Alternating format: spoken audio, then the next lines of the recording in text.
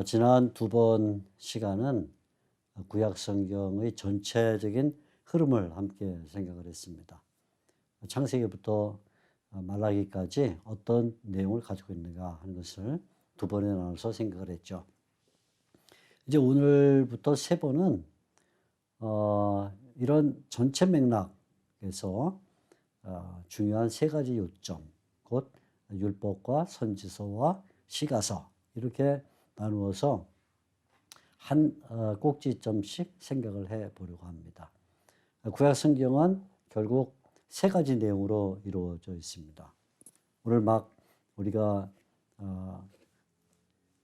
들은 것처럼 구약 성경을 잘 보면 세 부분으로 되어 있는데, 첫째는 율법서가 있고, 두 번째는 선지서가 있고, 세 번째는 시가서가 있습니다. 예수님께서 부활하신 후에 엠마오로 가는 제자들을 만나 주셨죠. 그게 누가복음 24장에 나오는데, 그때 엠마오로 가는 길목에서 예수님께서 제자들에게 성경을 가르쳐 주셨습니다. 그러면서 성경의 그 구성 세 가지 요소를 말씀하시는데, 율법, 그다음에 선지자, 그리고 시편 이렇게 말씀을 하십니다. 그것이 누가복음 24장 44절에 나오는 말씀인데, 예수님께서 잘 알고 계시고 또 제자들에게 알려주셨죠. 구약 성경은 율법이 있다. 두 번째는 선지자가 있다. 세 번째는 시편을 이제 묶어서 시가서 이렇게 부를 수 있는데, 율법은 다시 말하면 뭐냐? 율법은 결국 모세가 쓴 5권의 책, 창세기, 출애굽기, 레위기, 민수기, 신명기, 이렇게 5권의 책을 말하면, 선지서는 당연히 선지자들이 기록한 글이 되겠죠. 그래서 특별히 우리가 잘 알고 있는 선지자들 가운데 이사야 선지자, 예레미야 선지자, 에스겔 선지자, 이런 선지자들의 글을 우리가 선지서라고 부릅니다.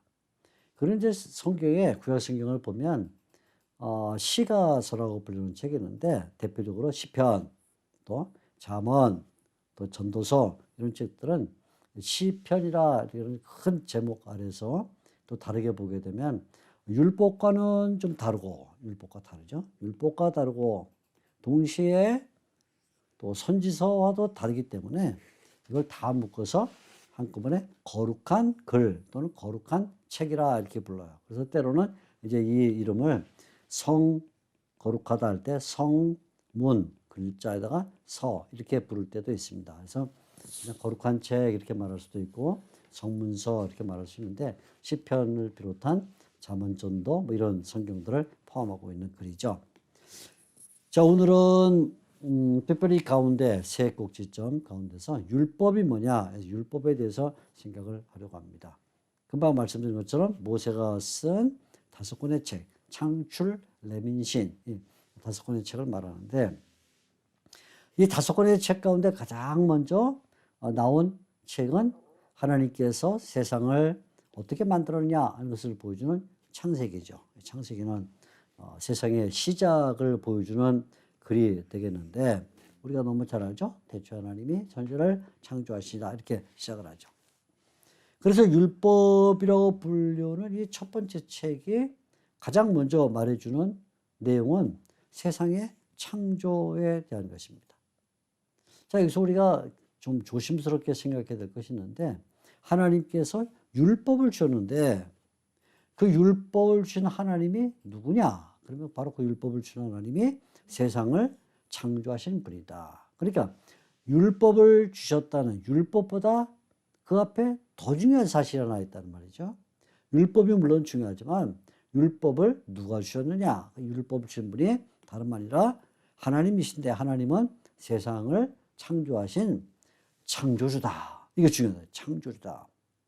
그래서 만일에 우리 같은 사람들, 늘 실수가 많고 좌절하고 문제투성인 우리 같은 사람들이 법을 만들면 그 법은 언제나 문제가 있죠. 우리 세상에 있는 법들은 아무리 법을 잘 만들어도 문제가 있기 때문에 또 회의를 하거나 여러 방식을 거쳐서 자꾸 개정을 하죠.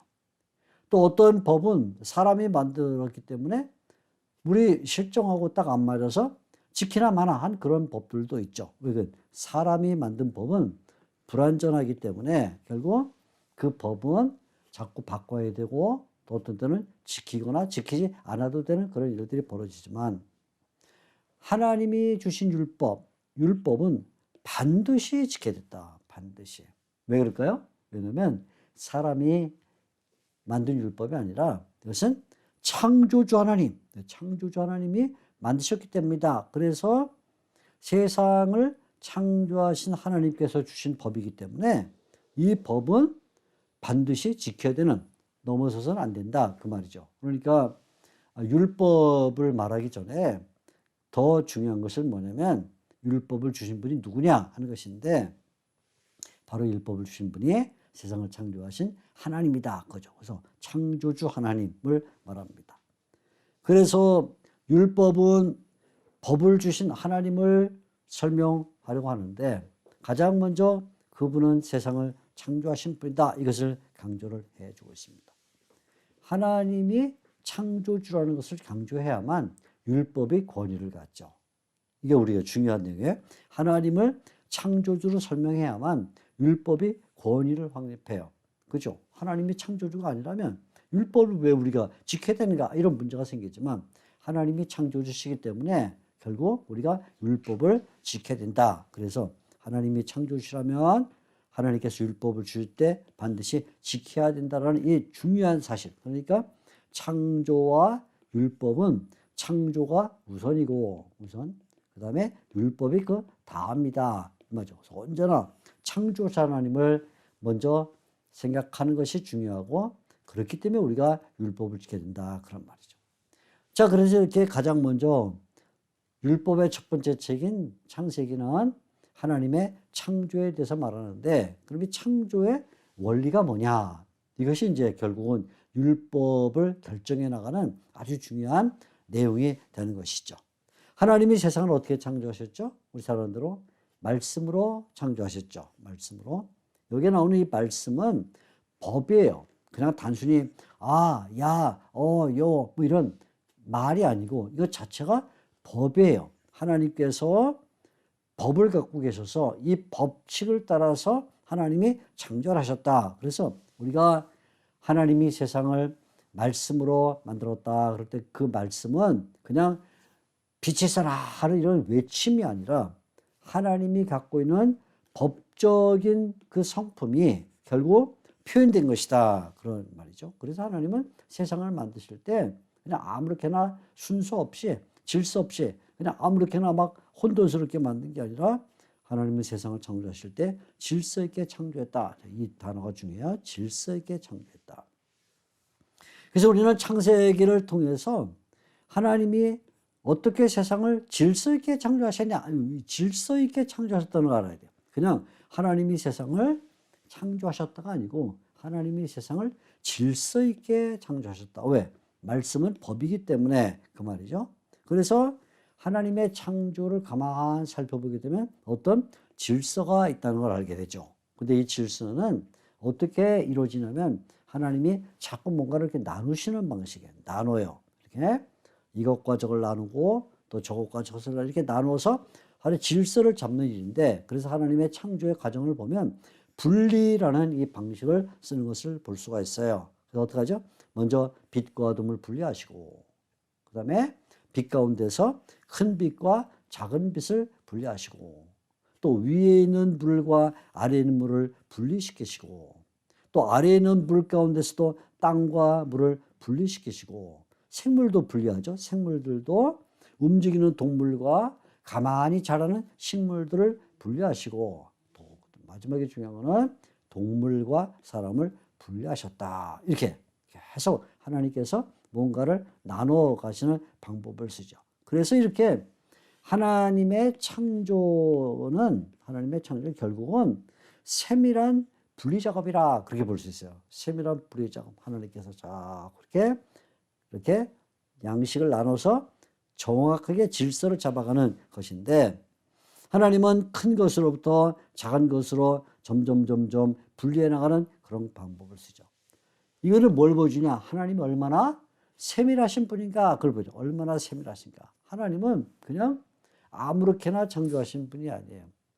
또 그냥 저렇게 이렇게 물딱주물딱 만드신 분이 아니고 하나님은 굉장히 세밀하시다. 이 말을 잘 기억해야 됩니다. 아까 위에서는 우리가 하나님은 질서다. 질서. 그다음에 이번에는 하나님은 세밀하시다. 그런데 바로 이 세밀함과 질서 가운데 하나님이 천지 만물을 창조하신 목적이 들어있어요. 목적. 이제 우리가 이 목적을 잘 알아야 될 필요가 있어요. 하나님이 왜 이렇게 창조를 하시면서 나누시는가? 그 나눈 데는 목적이 들어있는데 하나님이 창조하시는 내용을 잘 살펴보면 두 가지를 발견하게 돼요. 하나는 하나님이 매우 정교하시다. 굉장히 정교하고 세밀해요. 또 하나는 하나님께서 분명한 목적을 갖고 계시다 하는 것인데 하나는 정교성, 하나는 목적성입니다. 그래서 하나님의 창조는 아주 세밀하고 자세하면서 동시에 어떤 목적을 갖고 있는데 그냥 덩그러니 빛 만들고 하나님이 빛을 비추면 비추고 말면 말고 이런 게 아니에요. 어떤 목적을 갖고 있어요.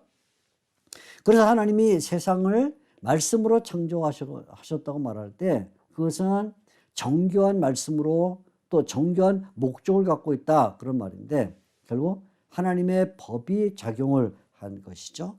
하나님의 법은 매우 큰 목적을 갖고 있어요. 자, 그 법이 뭐냐면 이제 우리가 이 법이라고 말할 때 그냥 사람들이 질서를 잡아서 사는 어떤 시민생활의 법. 나중에 이제 우리가 신명기나 그런 법을 보게 되면 예를 들어 소와 소가 머리를 붙여 싸웠다. 그래서 한 소를 그만 다른 소가 죽였다. 그럴 때 어떻게 할 것인가. 시민생활에 관한 그런 법을 주시기도 하고 어떤 때는 국가의 법을 주죠. 앞으로 왕이 서게 되면 왕은 어떻게 되느냐 하는 왕에 대한 법 이런 거죠. 국가에 대한 법이죠. 그런데 또 종교에 대한 법도 있어요. 그래서 제사장이 하나님 앞에 제사를 드릴 때는 어떤 방식으로 제사를 드리냐. 잘 보면 레위기 이런 성경은 주로 이런 제사에 관해서 말하죠. 이렇게 하나님께서 자세하게 율법을 주는데 이 모든 율법 그러니까 시민생활에 관한 율법이든 국가의 법에 관한 율법이건 아니면 믿음과 신앙에 관한 종교의 법이건 이 모든 법은 한 가지 목적을 갖고 있는데 한 가지 목적. 그 목적이 뭐냐면 잘 들으셔야 돼요. 하나님이 사람이 어떻게 하나님의 뜻에 맞게 살 것인가 그거예요. 이게 율법의 가장 중요한 목적은 뭐냐면 사람이 어떻게 하나님의 뜻에 맞게 살 것인가. 하나님이 천지를 창조하셔서 창조주 하나님, 그죠? 창조주 하나님, 창조주 하나님이 있고 그 다음에 아래에는 사람, 우리 사람은 피조물인데 피조물이 하나님으로부터 율법을 받았어요.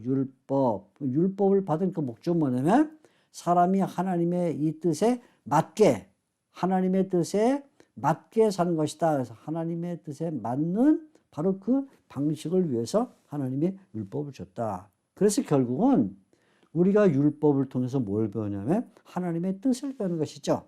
하나님이 무엇을 생각하시는가? 하나님 어떤 생각을 갖고 계신가?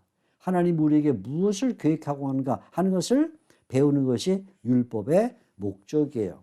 그래서 율법을 통해서 우리는 사람의 생각을 배우는 게 아니고 율법에 다윗이 어떤 생각을 갖고 있었냐? 솔로몬이 어떤 생각을 갖고 있었냐?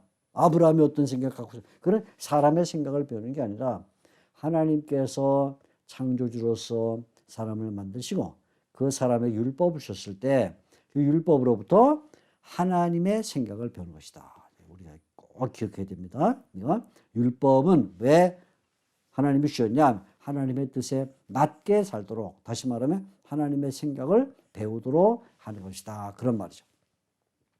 자, 이런 창조의 원리가 바로 하나님의 뜻을 알고 하나님을 닮아가고 하나님의 생각을 배우는 것이다. 그렇기 때문에 결국 율법의 내용을 잘 들여다보면 하나님이 율법을 통해서 우리에게 보여주는 하나님의 생각이 뭐냐? 그러면 아주 간단해요. 뭐냐? 하나님을 닮아야 한다.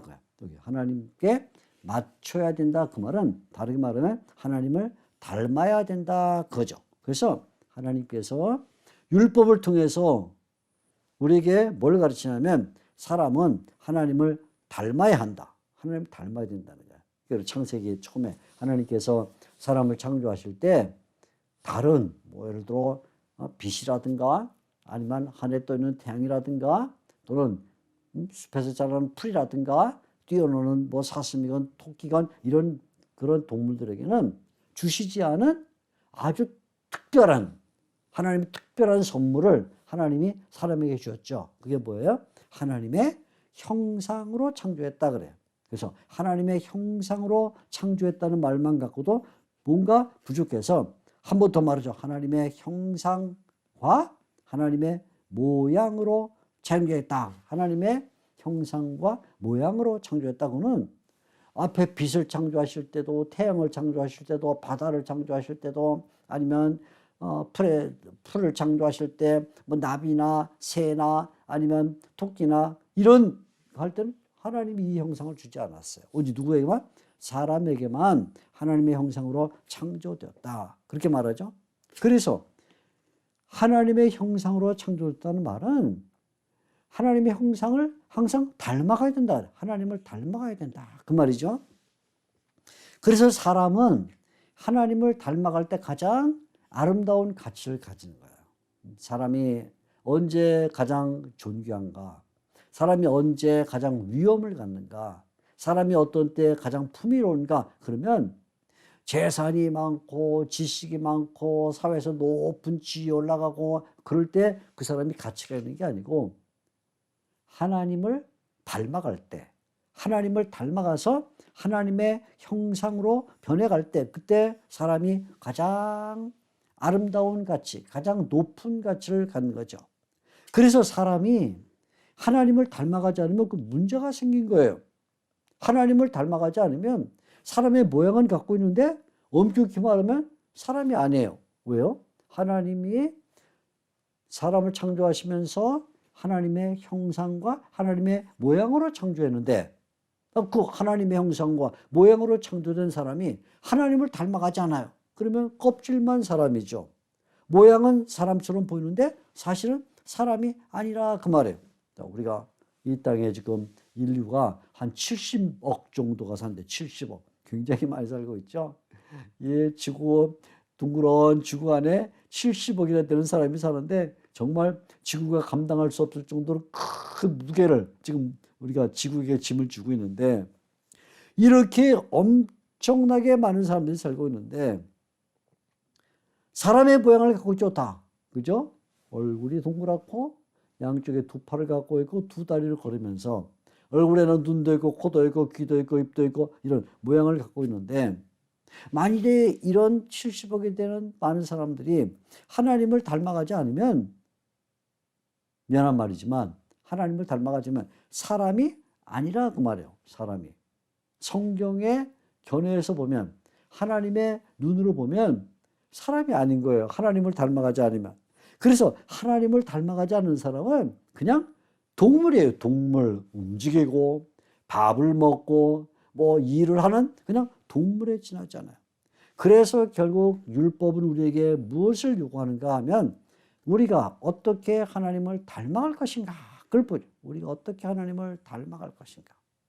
하나님을 닮아가는 것을 율법의 목적으로 삼고 있어요. 그래서 우리가 구약 성경의 처음 5권 창출, 레민신 이 5권의 책을 읽으면 뭘 보냐면 어떻게 하나님을 닮아갈 것인가 그걸 보여요.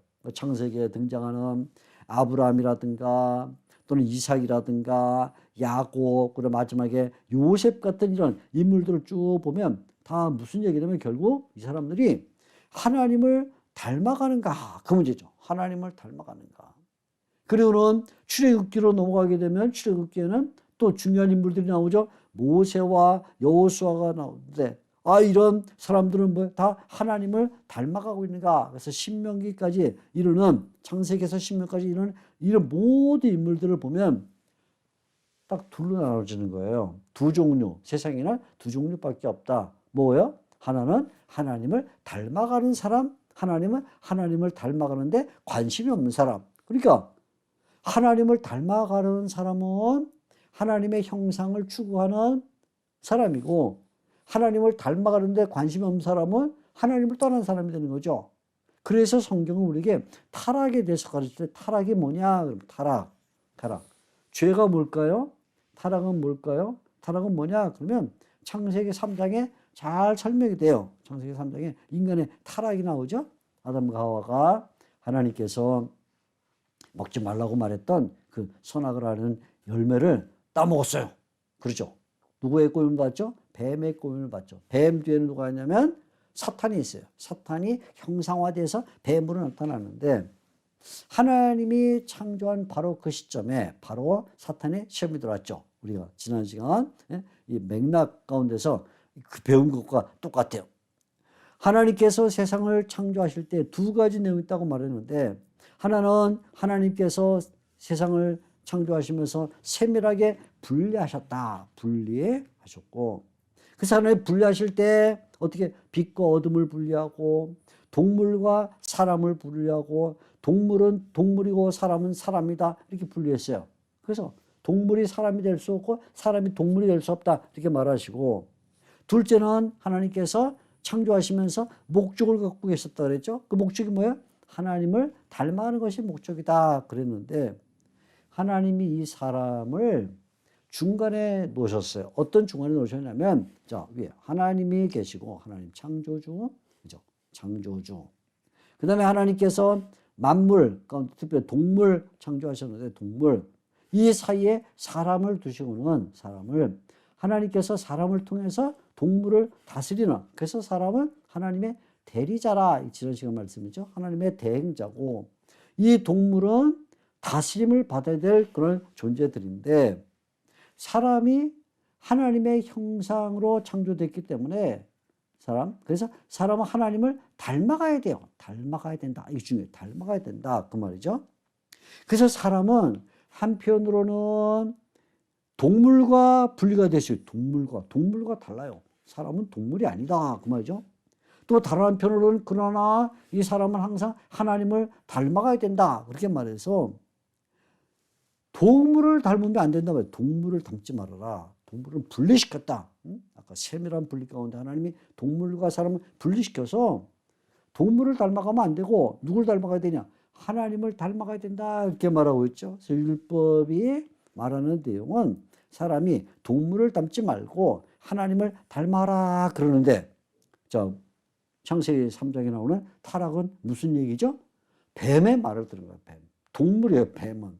뱀을 닮아간 거예요. 뱀. 하나님을 닮지 않고. 이것이 뭐냐면 결국 타락이다. 그런 말이죠. 하나님을 닮아야 되는데 하나님이 아닌 동물을 닮는 것이 결국은 타락이다. 그 말이에요. 그런데 놀랍게도 사람들은 하나님을 닮아가는 것을 그렇게 좋아하질 않아요. 하나님을 닮아가는 것을. 이상하게 사람들은 법을 좋아하지 않고 하나님의 법을 좋아하지 않아요. 그래서 하나님을 닮아가라 그렇게 말해도 하나님을 닮으려고 하지 않아요. 타락이 뭐냐? 타락은 하나님께서 내가 여러분에게 준 단 하나의 명령 이 에덴 동산의 모든 나무의 열매를 다 먹어도 된다. 하나 딱 선악을 알게 하는 나무 열매를 먹지 말라 딱 하나의 시험을 했을 때 그건 하나님을 닮으라는 말이에요. 하나님을 닮아라. 그런데 타락이 뭡니까? 죄는 뭐냐면 하나님을 닮지 않는 거죠. 죄는 하나님을 닮지 않는 거라 결국 사탄이 창세기 3장에 사탄의 조종을 받는 뱀이 아담과 하와에게 오죠. 그리고는 아담과 하와에게 말하죠. 뭐라고 말해요? 하나님 정말 그렇게 말했냐.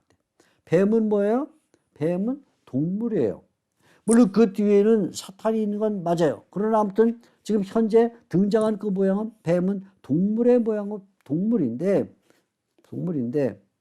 이 배후에 사탄이 있지만 표면적으로 나타나는 것은 동물인 뱀인데 동물인 뱀이 하와에게 와서 말을 해요. 내 말을 믿어.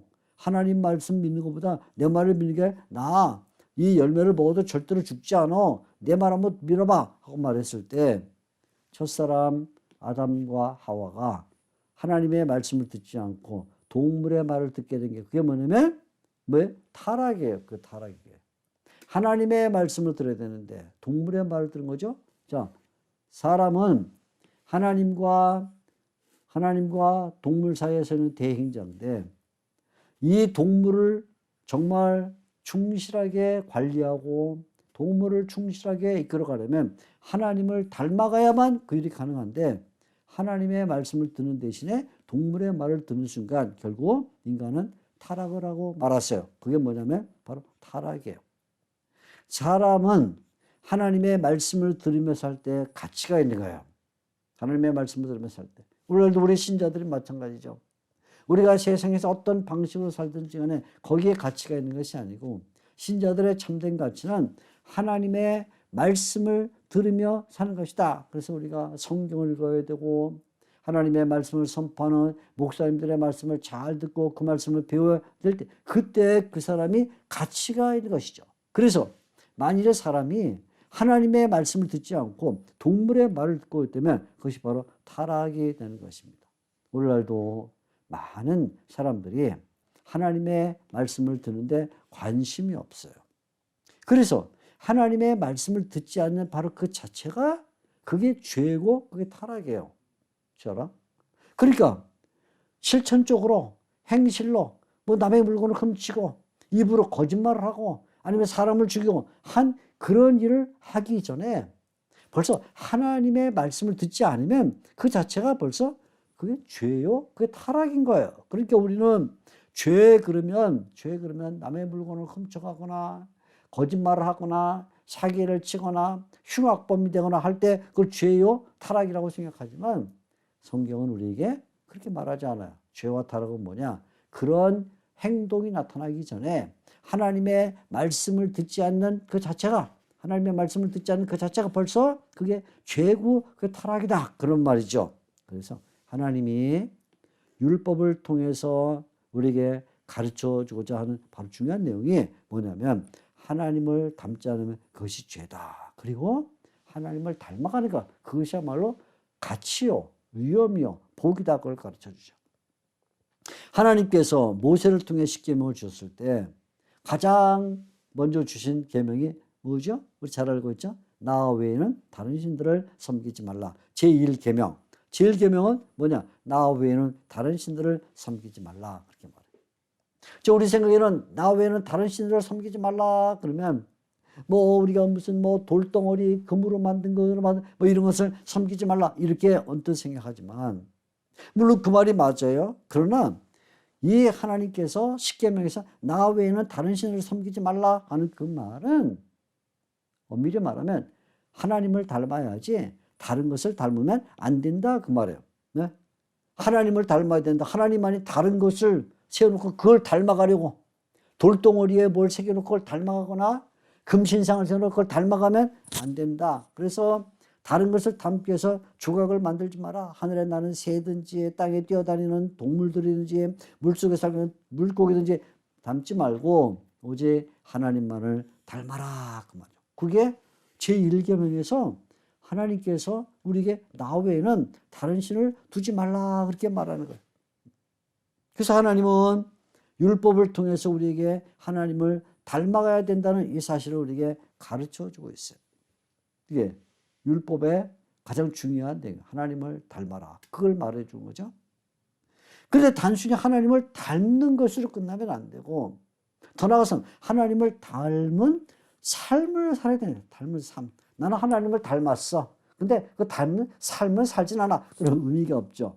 하나님을 닮아야 될 뿐만 아니라 하나님을 닮아가는 삶을 살아야 되는데 그래서 이번에는 율법이 우리에게 알려주는 것은 하나님을 닮는 삶을 살아라. 하나님을 닮는 삶. 이게 율법의 두 번째 내용이에요.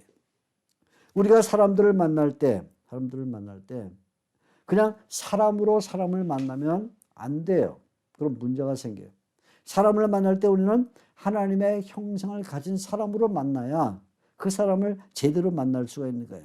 예를 들어 우리가 다른 사람을 만날 때 지금 내가 여기 있고 저기 다른 사람이 있는데 이렇게 만나죠. 그냥 이렇게 만나면 수평적으로 만나는 거예요. 자, 이 수평적으로 만나는 게 사실은 항상 문제가 돼요. 수평적으로 만나는. 무슨 얘기냐면 이쪽에 사람이 있고 이쪽에 사람이 있어서 만난다고 막 이렇게 만나는 거죠. 서로 만나는데 우리는 언제나 사람 대 사람으로 만나니까 결국은 문제가 생겨요. 수평적으로 이렇게 만나니까. 근데 성경 우리에게 뭐라고 말하냐면 사람이 사람을 만날 때는 그 위에 하나님을 세워놓고 하나님이 계시는데 이 하나님을 통해서 사람을 만나야 된다 이렇게 말. 사람이 하나님을 통해서 사람을 만나야 돼서 이 사람도 하나님을 닮고 이 사람도 하나님을 닮아서 사람이 사람을 만날 때 하나님을 통해 만나야 이 사이에 문제가 생기지 않는다. 만일에 다른 사람을 만날 때 위에 계신 하나님을 닮지 않고 만나게 되면 어떤 문제가 생기냐면 사람을 만날 때마다 문제가 생기는 거예요. 그래서 결국은 하나님을 통해서 이렇게 우리가 이렇게 하나님을 통해서 사람을 만나지 않고 직접 사람을 만나게 되면 서로 부딪히는 거예요. 부딪혀서 거기에 미움이 생기고 다툼이 생기고 갈등이 생기고 충돌이 생기면서 온 세상이 시끄럽죠. 온 세상이 시끄러워요. 왜 그러냐? 모든 사람들이 하나님을 빼놓고 창조주 하나님, 우리의 참 형상이신 창조주 하나님을 빼놓고 우리끼리 만나니까 결국은 문제가 생기는 거예요. 그러나 하나님을 통해서 만나면 거기에는 언제나 평화가 있어요. 하나님을 통해서 만나면 언제나 평화가 있고 기쁨이 있어요. 하나님을 닮지 않고 다른 사람을 만나면 늘 다른 사람을 공격하게 돼요. 뭐가 문제다, 뭐가 잘못됐다고 비난하고 또 욕하고 다투고 그래요. 그래서 우리 신자들이 사회생활할 때도 언제나 하나님을 닮은 사람으로 사회생활을 해야 그 사회생활이 원만한 것이지 하나님을 닮지 않은 채 그냥 사람으로 만나게 되면 그때는 동물의 본성이 나오는 거죠. 그래서 자꾸 싸우게 되는 거예요. 그러니까 율법의 두 번째 우리 요점은 뭐냐? 세상에서 살아갈 때도 하나님을 닮는 삶을 살아야 된다 이렇게 말해주고 있죠. 이것은 만물을 볼 때도 마찬가지인 거예요. 세상의 만물을 볼 때도 우리가 이 세상의 만물을 하나님을 닮은 자로서 만물을 봐야 돼요. 그래서 지금 위에서 본 것처럼 사람이 사람을 만날 때도 하나님을 통해서 만나야 되는 것처럼 우리가 만물을 볼 때도 사람과 만물의 관계가 사람이 있고 그 다음에 만물이 그 아래에 있는데 하나님 이렇게 만드셨어요. 하나님이 위에 있는데 언제나 사람은 하나님을 통해서 만물을 봐야 만물을 정확하게 볼 수가 있어요. 내가 이 만물을 그냥 보게 되면 언제나 이 만물을 파괴시켜요. 왜? 내 욕심이 만물을 착취해서 내 욕심을 채우려고 해요. 그래서 숲도 망가뜨리고 산도 망가뜨리고 어떤 동물도 마구 죽이고 땅도 막 파헤치고 그러면서 내 욕심을 채워요. 내 욕심. 사람과 사람이 만날 때도 하나님을 통해서 만나야 거기에 평화가 있고 우리가 만물을 바라볼 때도 숲이건 아니면 산이건 동물이건 하나님을 통해서 볼 때 거기에 평화가 이루어지는 거예요. 그래서 하나님을 닮지 않고 세상을 보게 되면 언제나 이거는 파괴적이 되고 만다. 하나님 율법은 우리에게 만물을 볼 때도 하나님을 닮은 상태에서 봐야 된다. 이렇게 말을 해주고 있는 것이죠. 하나님을 닮은 상태에서 봐야 된다. 그러면 이렇게 하나님을 닮을 때 어떤 일이 벌어지는가? 하나님을 닮을 때 우리 사람이 굉장히 풍성해져요. 풍성해집니다. 율법이 우리에게 가르쳐주는 세 번째 내용은 뭐냐면 세 번째 내용은 하나님을 닮을 때 우리가 풍성해진다 그래요. 사람을 닮으면 싸워요. 사람을 닮으면. 왜?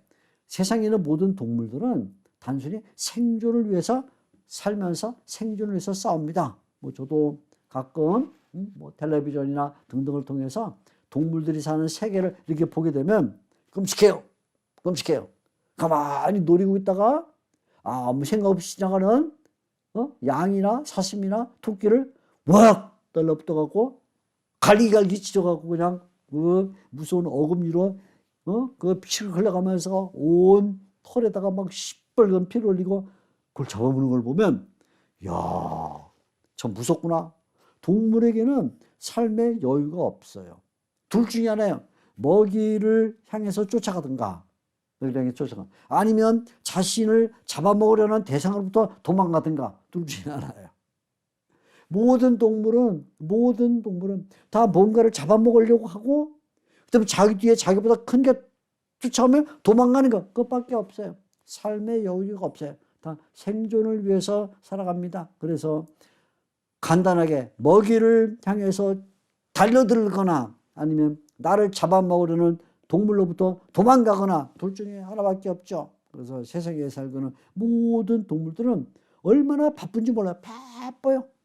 숲속에는 조그만 벌레부터 하늘 날고는 큰 새까지 다 바빠요. 나가서 숲이나 풀을 보게 되면 벌레를 발견하게 되는데 벌레까지도 다 뭐가 바빠요. 떨고 있으면서 바빠요. 그죠? 항상 어디로 돌아다녀요. 왜 그래요? 이유가 두 가지죠. 하나는 먹이를 찾아서 자기보다 약한 것을 잡아먹기 위해서 결국은 돌아다녀요. 거미줄을 치고 함정을 파고 변신을 하고 하면서 결국 먹이를 찾아다닙니다.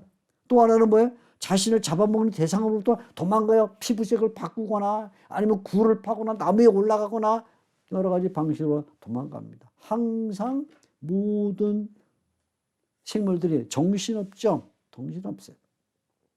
사자든 호랑이든 아니면 조그만 땅에 기어다니는 벌레든 그것들은 다 이렇게 정신없이 살아요.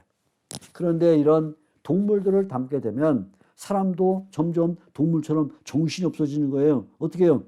악해져요. 동물처럼. 잡아먹으려고 하거나 아니면 나를 잡아먹으려고 해서 도망가거나 그러면서 결국은 사랑이란 것은 없어요. 동물의 세계는 사랑이 없어요. 때로는 먹잇감을 놓고 어미와 새끼가 서로 다퉈요. 어떤 때는 함께 짝을 졌던 수컷과 암컷이 먹잇감을 놓고 서로 다퉈서 하나를 죽이는 그것도 동물의 세계. 동물에게는 사랑이란 것이 없어요. 우리가 볼 때는 어미가 새끼를 사랑하고 또 때로는 암컷이 수컷이 서로 사랑하는 것처럼 보이지만 그것은 동물적 본성일 뿐이지 진정한 의미의 사랑은 아니에요. 거기에 어떤 위험이 있거나 먹잇감이 주거나 뭐 새로운 일들이 벌어지면 서로 원수가 되고 말아요. 구약시대에 보면 동물을 섬겼던 나라들이 나와요. 우리가 잘 아는 대로 어떤 나라들이 있죠? 바로 아브라함이 이 기근을 피해서 도피했던 이집트. 나중에 출애굽한 바로 그 이집트. 또 북쪽에는 저 위에 아시리아라든가 고대 근동의 바빌론 이런 세계들. 그리고 나중에 이스라엘 백성이 들어가게 되는 가나안 땅에 7족이 살고 있던 그 모든 나라들은 다 뭘 하냐? 동물을 섬겨요. 동물을. 특별히 그 가운데 대표적으로 한 나라가 뭐냐면 이집트예요. 이집트. 하나님께서 이스라엘 백성들에게 십계명을 주셨을 때 십계명을 언제 주셨죠? 이스라엘 백성이 가나안 땅에 들어갔을 때 주신 것이 아니에요. 이스라엘 백성이 다윗 왕을 만났을 때 그때 주신 것이 아니에요. 아니면 이스라엘 백성이 멸망해서 바빌론으로 잡혀갈 때 그때 주신 것도 아니에요. 하나님이 십계명을 언제 주셨냐면 애굽에서 나오자마자 주셨어요. 시내산에서. 그죠? 애굽에서 나오자마자. 그래서 출애굽기 20장에 보면 하나님이 산에서 모세를 통해 십계명을 주셨는데 애굽에서 나오자마자 이걸 중요하게 생각해요. 왜 애굽에서 나오자마자 왜 하나님이 십계명을 주셨을까?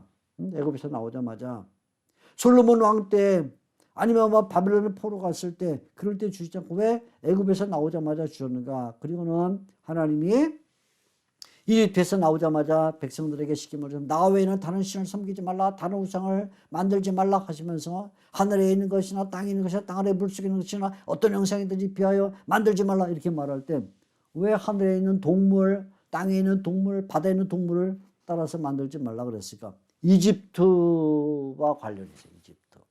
이집트는 어떤 나라냐면 고대 근동의 여러 나라들이 다 동물을 숭배했지만 그중에 대표적으로 이집트를 보면 이집트 사람들은 동물을 숭배했어요. 동물. 그래서 이집트 사람들이 많이 섬겼던 그 동물 가운데 특별히 두 가지가 있는데 많아요. 굉장히 많아요. 뭐 늑대의 모습도 있고 사자의 모습, 그중에 대표적인 게 두 가지가 있는데 하나는 뱀과 하나는 딱정벌레. 딱정벌레는 정확하게 말하면 말똥구리 또는 쇠똥구리.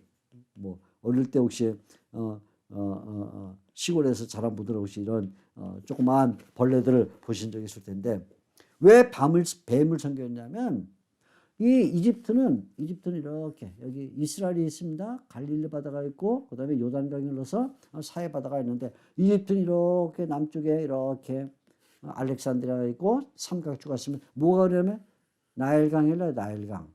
나일강이 그러니까 뭐 같아요? 뱀 같아요. 뱀처럼 꼬불꼬불꼬불. 그래서 이 나일강을 잘 형성한 게 뭐냐면 뱀이기 때문에 뱀을 섬겼어요. 뱀. 하나님께서 모세를 보내서 이집트에서 이스라엘 백성을 구원하라 그렇게 말할 때 모세가 못 갑니다 그럴 때 지팡이 갖고 가라 그러죠. 지팡이. 그래서 어떻게 해요? 바로 앞에 가서 지팡이를 던져라 그러죠. 지팡이 뭘로 변하죠? 뱀으로 변하죠. 근데 이집트의 술사들도 지팡이를 던져서 뱀으로 변해요. 왜? 뱀은 이집트의 상징이에요. 이 나일강 뱀처럼 생겼기 때문에. 또 하나는 이 이집트 사람들은 쇳덩구리 말덩구리 딱정벌레를 섬기는데 왜 그러냐 그러면 이 말덩구리 쇳덩구리는 길가에 떨어져 있는 쇳덩이나 말덩을 보게 되면 이 벌레가 거꾸로 서서 얘를 굴러가요. 이렇게 굴러가요. 말똥 쇳덩 굴러서 자기 집으로 가져가요. 그런데 왜 이집트 사람들이 하필이면 이런 말똥구리 쇳덩구리 같은 딱정구리를 섬겼냐? 그럼 그 이유가 간단한데 낮에 하늘을 보게 되면 아침에 동쪽에서 태양이 떠요. 태양이 떠서 서쪽으로 쏙 이동해 가요. 태양이 떠서 서쪽으로 쏙 이동해 가는데 그 모양이 있고 뭐예요? 딱정벌레가 쇳덩구리가 이 태양을 굴려가는 것 똑같아. 이렇게 똑같아. 그래서 이 태양 뒤에는 엄청나게 큰 딱정벌레가 이 태양을 굴리고 가고 있다. 이렇게 생각을 해서 태양을 굴리고 가고 있는 그 뒤에 눈에 보이지 않지만 엄청난 이 쇳덩구리 그걸 섬겨야 된다. 그래서 결국은 이집트 사람들은 무섭지만 딱정벌레 이 쇳덩구리와 말덩구리를 생겼어요. 얼마나 우스워요? 네? 그래서 이집트 사람들은 두 가지 신, 특별히 뱀이라는 이 동물신과 그 다음에 딱정벌레라는 이 신을 섬기는데 그래서 신상을 만들 때 보면 몸은 사람의 모양인데 머리는 늑대 모양, 사자의 모양, 뱀의 모양 아니면 딱정벌레 모양을 올려놔서 몸은 사람의 몸인데 사람의 몸 이렇게 팔다리가 있고 다리가 있는데 이 위에는 뭐냐면 딱정벌레 아니면 뱀 늑대 이런 모양을 올려놨어요. 하나님께서 이스라엘 백성들을 이집트에서 건져내시면서 하나님 이스라엘 백성 건져내시면서 하늘에 있는 동물이나 땅에 뛰어다니는 동물이나 물속에 있는 동물이나 무엇이든지 비겨서 만들지 말라 이렇게 말했을 때 무슨 말이냐면 이집트에 있는 사람들은 다 그런 신을 섬긴다. 그러니까 결국 이집트 사람들이 다 동물을 섬겨서 뱀을 섬기고 늑대를 섬기고 사자를 섬기고 딱정벌레를 섬기니까 결국 그들의 마음이 이집트 사람들의 마음 뱀이나 딱정벌레 같은 동물을 섬기면서 마음이 뱀이나 딱정벌레처럼 변했다. 그래서 그들은 전쟁을 하고 사람을 죽이면서 포악한 일을 하는데 마치 뱀이 조그만 생물을 잡아먹듯이 이런 포악해지고 말았다 그 말이에요. 그래서 결국 동물을 따라가게 되면 그러면 그 타락이요 그것이 바로 하나님을 벗어나는 길이다 그 말이에요. 이집트 사람이 된다 그 말이죠. 그러나 반대로 하나님을 닮아가게 되면 사람의 마음이 풍성해지는 거야. 그 마음속에 넉넉함이 생기죠. 평화와 기쁨이 마음속에 들어옵니다. 그래서 율법이 우리가 가르쳐주는 세 번째 내용은 뭐냐? 첫 번째 내용은 하나님을 닮아라. 두 번째는 하나님을 닮는 삶을 살아서 사람 대 사람 만나지 말고 사람 대 만물이 만나지 말고 반드시 하나님을 통해서 만나라 하고 세 번째는 하나님을 닮게 되면 율법이 우리에게 그때 평화가 온다. 참 행복이 어디에 있느냐 하는 것을 알려주는데 참 행복은 하나님을 닮아갈 때 있다 그 말이죠. 그래서 이런 참된 행복이 주어지는 길이 뭐냐 그걸 가르쳐주는 것이 그게 율법이에요. 창세기로부터 출애굽기, 레위기, 민수기, 신명기 읽어보면 결국 꾸준히 계속해서 뭘 말하냐면 하나님을 닮아라. 하나님을 닮는 삶을 살아라. 하나님을 닮는 삶을 살면 거기에 풍성한 삶이 주어진다. 그걸 말해주고 있죠. 그래서 이 율법의 요구, 이렇게 끊임없이 이 법을 가르쳐 주기 위해서 모세는 반복해서 이 내용을 말해줘요. 율법이 우리에게 뭘 요구하고 있는가 하는 걸 말하는 것이죠. 하나님을 닮아야 되는데 하나님을 닮는 법이 뭐냐 하는 것을 말해주면서 첫째, 하나님을 닮으려면 하나님께 제사를 드려야 된다 그래. 제사를 드려야 된다. 그래서 하나님께서 이 율법을 통해서 제사법을 알려주시는데 제사법, 이 제사법이 굉장히 중요해요. 제사법을 알려주시면서 뭐라고 말씀하시냐 그러면 첫째, 안식일에도 제사를 드리고 매달 초에도 제사를 드리고 절기 유월절 아니면 칠칠절 아니면 장막절 이때도 제사를 드리라 이렇게 말씀하세요. 안식일은 일주일에 한 번씩 오죠. 매달 초에는 한 달에 한 번씩 오죠. 절기는 최소한 3개월 4개월 만에 한 번씩 오면서 하나님께 제사를 드리라 이렇게 말해요. 왜 하나님께서 이스라엘 백성들한테 한번 제사 드리라 1년에 한 번 그렇게 말씀하지 않았을까요? 그래 너희들 안식일마다 나한테 나오려면 얼마나 불편하냐.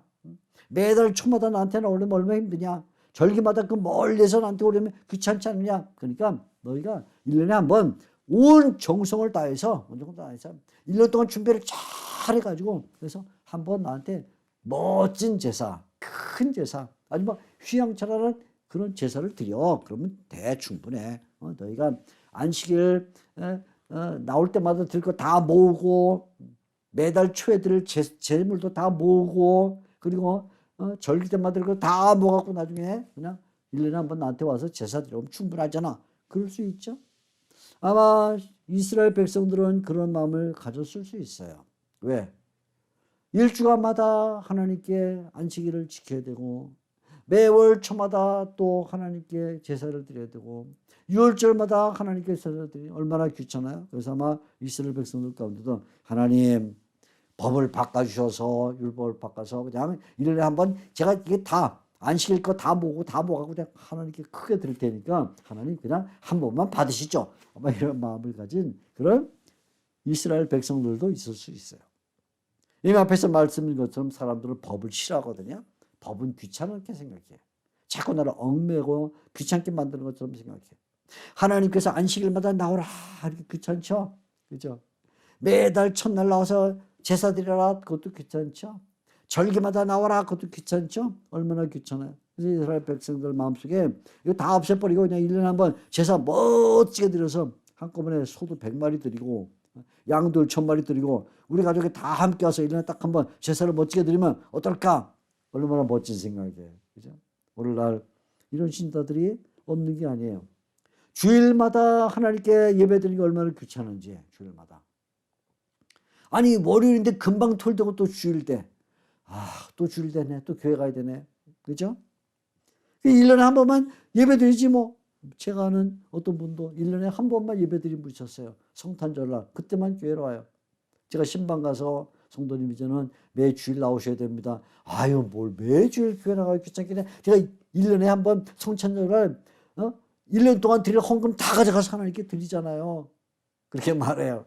1년에 한 번. 아니면 부활절날 제가 부활하신 예수님께 한 번 예배 드리면 되지 뭘 그렇게 매주일 가서 예배를 드리고 그럽니까? 그렇게 말하죠. 내가 하나님께 모든 것을 다 그냥 한꺼번에 왕창 하고 드리면 하나님이 좋아하시지 않을까요? 하나님은 그런 방식을 좋아하지 않아요. 하나님은 안식일에도 제사를 드려 나와라. 매달 초에도 나와라. 절기 때도 나오라. 그렇게 말씀하세요. 그냥 절기 때 한번 나오라 그러지 않아요. 왜 안식일마다 나오라 그러실까요? 이유가 간단해요. 하나님을 자주 만나라. 하나님을 자주 만나라. 1년에 한 번 드리는데 양 100마리 무슨 뭐 소 1000마리 갖고 와서 1년 동안 모은 제사를 다 드린 하나님을 그걸 좋아하시는 게 아니라 하나님을 어쩌다 만나서는 안 된다. 하나님을 어쩌다. 하나님을 가끔 만나서도 안 된다. 하나님을 만나는데 어쩌다 한번 생각나갖고 아이고 오늘 예배 드려야겠네. 가끔 그냥 뭐 심심풀이로 한 번 정도 잊어버리지 않을 정도로 교회 가는 하나님을 어쩌다 만나거나 가끔 만나면 안 된다. 하나님을 규칙적으로 만나라. 규칙적으로. 이거 규칙적으로 안식일마다 나와라. 매달 초에 나와라. 절기마다 나와라. 그 말이죠. 또 하나님을 만나 하나님을 자주 만나라. 하나님을 자주 만나라. 그리고 하나님을 만날 때 온 마음을 다해서 만나라. 온 마음을 다해서 만나야 된다. 그 말이죠. 그래서 하나님을 규칙적으로 자주 또 온 마음을 다해서 만날 때 그때 무슨 일이 벌어져요? 하나님을 잘 닮게 되는 거예요. 하나님을 잘 닮게 되는 거예요. 사람은요, 공간적 동물이에요. 공간성을 갖고 있어요. 그래서 사람은 떨어져 있게 되면 정이 떠나게 돼요. 아무리 서로 사랑하는 사람이라 할지라도 서로 오랫동안 떨어져 있으면 사랑이 줄어들어요. 부모와 자식도 마찬가지예요. 부모와 자녀가 떨어져서 오래 지나게 되면 사랑이 별로 없어져요. 그런데 자주 만나게 되면 거기에 사랑이 생기게 되는 거죠. 아마 여러분도 그걸 느끼실 거예요. 이렇게 지금 서로 다른 지역에 살고 있고 다른 교회에 살고 있고 하지만 이런 관계를 통해서 서로 만날 때 뭐예요? 서로 함께 지내다 보면 친해지죠. 함께 기도하게 되고 함께 신앙을 배우고 함께 생활하니까 영적으로 어때요? 친해지죠. 규칙적으로 만나고 자주 만나고 온 힘을 다해서 만나게 되면 서로 닮게 돼요. 서로 사랑하게 되고 마음이 하나가 돼요.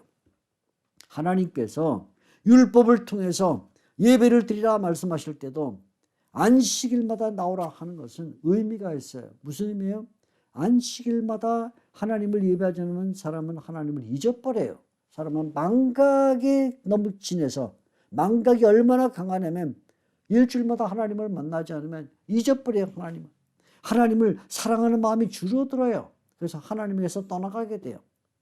세상의 것들을 자주 만나게 되면 세상과 친해져요. 그래서 폭력과 악행을 저는 걸 자꾸 보게 되면 거기에 무뎌져요. 사람을 죽이는 그런 게임이나 영화를 자꾸 하다 보면 그게 아무렇지도 않게 돼요. 세상의 것을 배우게 되고 세상과 마음이 하나가 돼요. 그래서 하나님은 이렇게 세상과 친해지지 말고 하나님과 친해지도록 하기 위해서 하나님을 자주 만나라 그래요. 하나님을 만날 때 규칙적으로 만나라. 그리고 심지어 예물을 꼭 갖고 와라 하고 말하는 것은 양을 갖고 오든지 소를 갖고 오든지 비둘기 갖고 오든지 할 때 자기 것을 드릴 때 하나님을 더 사랑하게 되기 때문에 율법은 뭐예요? 율법은 하나님을 닮는 것에 대해서 말해주고 있는데 하나님을 닮으려면 뭐 해야 되느냐? 예배를 드려야 된다. 예배를 드려야 하나님을 닮는다. 우리도 하나님 앞에 예배를 드려요. 주일에 예배를 드리고 또 그 외에도 뭐 여러 가지 방식으로 예배를 드려요. 예배를 드리는 목적은 무엇일까요? 여러 가지 목적이 있어요. 예배 왜 드립니까? 예배 드리는 데는 여러 목적이 있는데 예배 목적 뭡니까? 어떤 사람은 하나님을 찬양하기 위해서. 맞아요. 틀린 말이 아니에요. 또 어떤 사람은 예배 왜 드립니까? 하나님의 말씀을 배우기 때문에. 그것도 맞는 말이에요. 틀리지 않아요. 하나님을 찬양한다는 말도 맞고 하나님의 말씀을 배운다는 말도 맞지만 그런데 예배를 왜 드리냐면 어떤 사람들은 성도들이 서로 만나서 교제 나누니까 재밌어서 예배 드려요. 그 말도 맞아요. 성도들은 예배를 드리면서 서로 영적으로 교제를 나눠요. 이 말들을 다 종합해 보면 무슨 말이에요? 예배를 드리는 게 하나님을 찬양하고 하나님의 말씀을 배우고 같은 성도들끼리 서로 만나는데 이 모든 것을 종합하면 예배는 뭐냐? 결국 하나님을 닮는 일이에요. 하나님을 닮는 일. 하나님께 예배를 드릴 때 우리가 하나님을 닮아요. 하나님을 찬양하다 보니까 그 하나님을 닮게 되고 하나님의 말씀을 듣다 보니까 그 하나님을 닮게 되는 거죠. 또 하나님을 닮은 성도들이 만나니까 하나님을 닮게 되는 거예요. 그러니까 우리가 예배는 뭐냐? 예배는 결국 하나님을 닮는 일이다. 하나님께서 율법을 통해서 하나님을 닮아야 된다고 말씀하시는데 하나님을 닮아야 되는 그 방식이 뭐냐를 우리에게 가르쳐 줬어요. 뭐예요? 제사를 드려라. 제사를 드리는데 그냥 어쩌다가 한번 제사를 드리거나 생각이 나면 그때 제사 드리거나 아니면 내가 그냥 가지고 있는 모든 재산을 다 모았다가 1년에 한 번 아니면 일생에 한 번 제사를 드려 하나님 제가 이렇게 큰 걸 갖고 왔습니다 하고 그런 제사는 의미가 없다. 하나님이 원하는 건 재물을 받는 게 아니라 그 재물을 갖고 오는 동안에 자주 하나님을 만남으로써 하나님을 닮아가는 거다 그 말이에요. 하나님을 닮아가는 거. 그런데 하나님을 닮아가는 것에는 관심이 없고 내가 하나님께 많은 걸 드려서 하나님도 나한테 많은 걸 주시도록 해야지 하는 것은 그것은 제사를 잘못 한 것이고 율법을 잘못 한 것이다. 오늘날 이 현실을 살고 있는 신자들이 예배를 드릴 때 우리가 왜 이렇게 주일마다 예배를 드려야 되는가? 왜 교회도 다양한 예배를 드리는데 성도들이 모여서 예배를 드려야 되냐면 그렇게 모이고 자주 만나고 하나님께 자주 나와야 하나님을 닮아가기 때문에 아주 이유가 간단해요. 그래서 우리가 하나님께 예배를 드리는 것은 한마디로 말해서 뭐냐? 하나님을 닮는 일이다. 저는 그렇게 생각해요. 예배를 잘 드리지 않으면서 하나님을 닮을 수 있는 사람이 있을까? 저는 없다고 생각해요. 예배를 소홀히 하고 하나님께 예배 드리는 것을 별로 즐거워하지 않으면서 하나님을 닮을 수 있을까? 저는 그렇게 믿지 않아요. 절대로 그런 일은 일어나지 않아요. 예배를 드리는데 하나님을 닮지 않는다면 그것은 큰 문제가 있어요. 여러분, 오늘날 우리가 교회에서 성도들을 만날 때 예배를 드리는데 하나님을 닮잖아요. 그건 큰 문제가 있는 거예요. 두 가지예요. 예배를 드리지 않으면서 나는 하나님을 닮을 수 있어. 말하는 것도 잘못이지만 동시에 예배를 드리면서 나는 하나님을 닮진 않아 라고 말하는 것도 잘못이에요. 두 가지 잘못. 첫째는 예배를 드리지 않으면서 하나님을 닮을 수 있다라고 생각하는 것, 그건 큰 오류요. 예배를 드리면서 하나님을 닮는 일에는 관심이 없다. 그것도 큰 오류다. 그래서 우리는 알아야 돼요. 이스라엘 백성들에게 하나님이 율법을 주셨을 때 그 율법을 주신 목적은 하나님을 닮아가는 것이고 하나님을 닮아가기 위해서 하나님이 한 가지 중요한 방책을 주셨는데 제사를 드려라. 예배죠.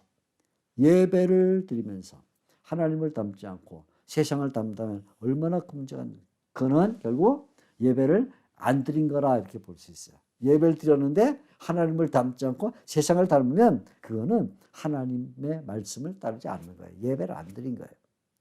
예배를 드리면서 세상을 닮고 동물을 닮아간다면 사탄의 말에 귀를 기울이고 있다면 그것은 여전히 문제죠.